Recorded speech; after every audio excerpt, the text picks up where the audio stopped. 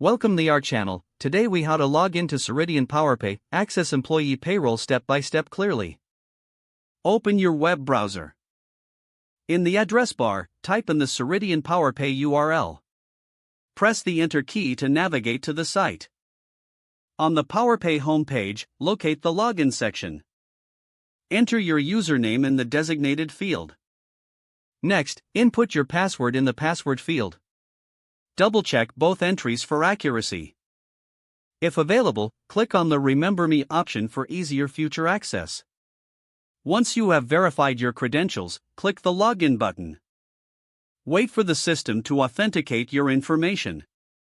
After successful login, you will be redirected to your dashboard. From the dashboard, navigate to the Payroll section. Select the option to access employee payroll. You can now view and manage employee payroll information. If you encounter any issues, check your internet connection.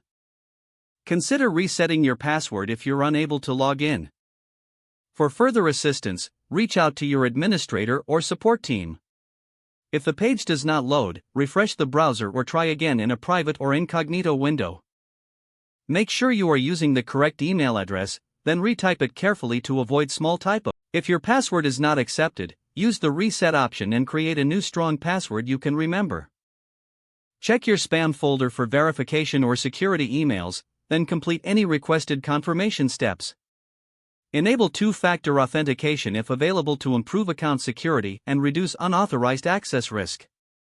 After signing in, review your profile details so your contact information and settings are accurate and current.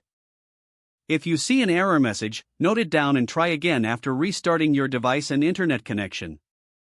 Log out when you finish, especially on shared devices, to keep your account and payment information secure.